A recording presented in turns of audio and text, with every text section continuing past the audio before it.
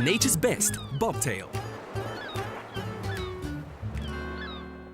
Now, since getting Bob on the show, we've learned so much about animal behavior. We've learned how to take care of them, how to help them exercise, and indeed understand certain behaviors of them. Now, together with KAris Bryen, our animal behavior expert today, we're going to learn how to teach your dog to be gentle. Because, KAris, like you said, it's something that people complain about quite often. Why does, when I give my dog that treat, why does it go, hum, hum, and kids especially complain because it's sore when they try to play around with the dogs like that. Absolutely. Look, if we were lucky with Bob because we taught him from young, from when he was a puppy, how to take treats softly, so without chewing your fingers off when you give him a treat.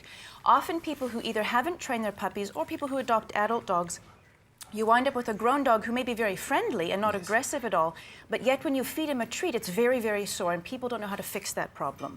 So I'm going to give the viewers a couple of tips to fix that. Okay, cool. So let's see how you teach Okay, so here's our... Hello, Bob. High five. Good boy. Okay, so I've got some treats in my hand. Now, if you've got a dog who takes treats harshly but not too bad, the best tip I can give you is when you feed the dog a treat, to push it far inside of their mouth before you take your hand away.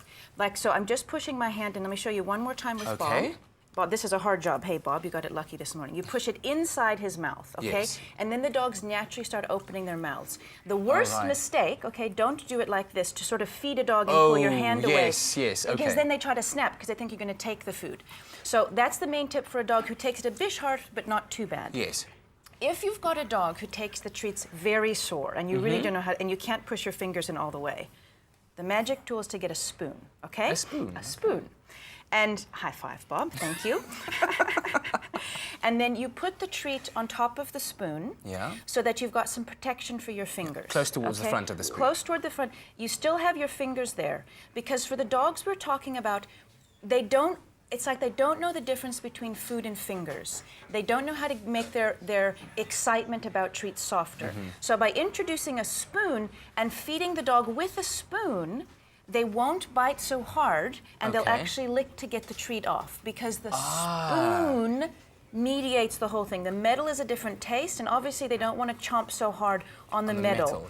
And then what you can do with in that situation to teach the dogs is you've got the little bit of treat there, and as they lick, release the treat. So you're teaching the dog that, okay, the food is coming from my hand. When you lick, and obviously a dog's jaw is soft when they're sticking their tongue out. Yes. When you lick, then the push treat it into comes. their mouths. Yep, and then with that, then what you start doing is with time, pull the spoon further and further back into your hand until there's no spoon. And then the dog's habit will have changed and they take it much more gently. You said something about when you have the spoon and you have the treat there, that when they do bite or they do chomp, like you said, then you pull the treat back. You just move your fingers out of the way. The treat can stay there, but what will happen with the spoon, it's not comfortable to bite a spoon. So usually they might bite it once and then the dog's like, oh, wait, I have to do something different. And then inevitably they will lick to get the treat because they're still excited about the food.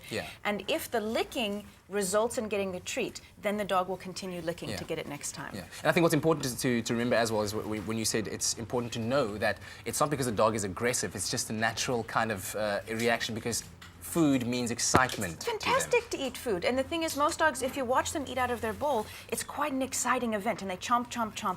If a dog has never learned how to take food from a hand, they'll go for your hand with that same intensity. The dog doesn't understand that it's sore. They don't know any different. You just have to teach them. There's no point in shouting at a dog like this. There's no point in getting angry because they don't know any different. You just have to teach them gently. KAris, thank you very much. Really appreciate it. I wish I could still make Bob do a high five as easily as KAris does. She's just like high five and he does it right there. Also visit her website, happydogs.coza. Now, after the break, we're going to be sharing how we make our perfect cup of coffee. How about you tell us on our Facebook page, Espresso Show, Morning Show, SABC3. How do you make your perfect cup of coffee? We'll see you after the break.